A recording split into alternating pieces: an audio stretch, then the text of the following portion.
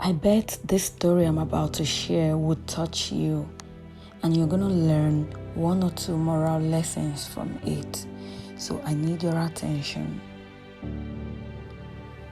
A wealthy father and his son went shopping in an expensive shopping mall.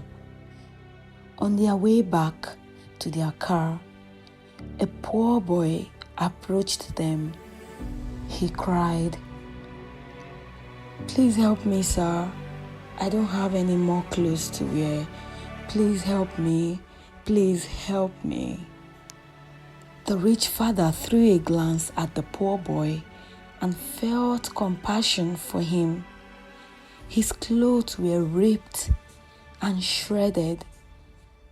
The poor boy was looking so tattered. "How old are you, little boy?" he asked him. "I'm 10, sir," he responded. Then the rich father said, "Well, my son here is 10 too, and I presume that his new clothes would fit you." The father turned to his posh-looking son and said, "Jeff, don't you think it would be generous of you to spare some of your new clothes we have bought with this boy? We could come back tomorrow to shop for more clothes or any other day."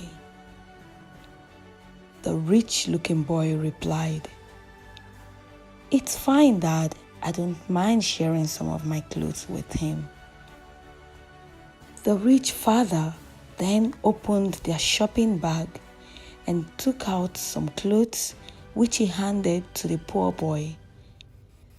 The face of the poor boy lit up with so much excitement. The father then inquired from the poor boy, "May I know where you live, poor boy?" The boy replied, "I live under the bridge, sir, right down the street." He expressed so much gratitude and watched the father and his son as they walked into their car and drove away.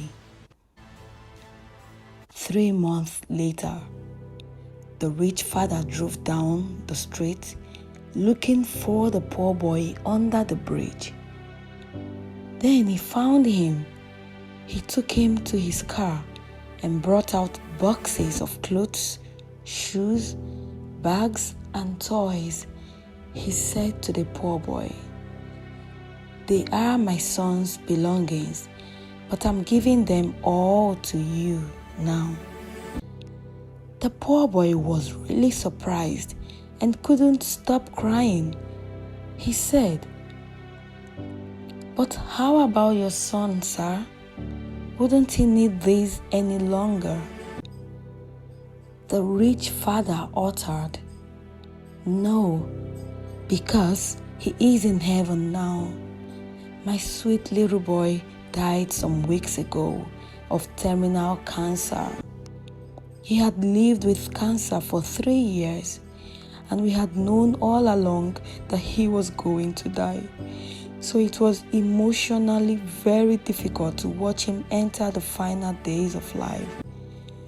Do you know, at his deathbed, Jeff said to me, 'Daddy, when I'm finally gone, could you give all my belongings to the poor boy we met outside the mall? The boy who has nothing, the boy who wears rags, and who sleeps under the bridge.'" The father paused for a moment with tears in his eyes. He concluded, "You may be poor, but you have no idea how blessed you are to have life, something that money can't buy. I could have bought 100 lives for my son if it was possible, but no.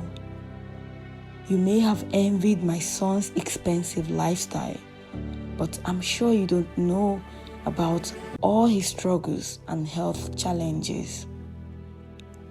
That is how life is. We often compare our lives to others, forgetting that life doesn't come with perfection. Reason why everyone goes through difficult times. So, instead of envying others, we should focus on watering our own grass and building our own path. For as long as there is life, there is hope. And always remember the story of the poor boy who doesn't have any clothes to wear, but was gifted a lot of clothes by a rich boy who didn't have life ahead of him. Be grateful for your life. Where there is life, there is hope.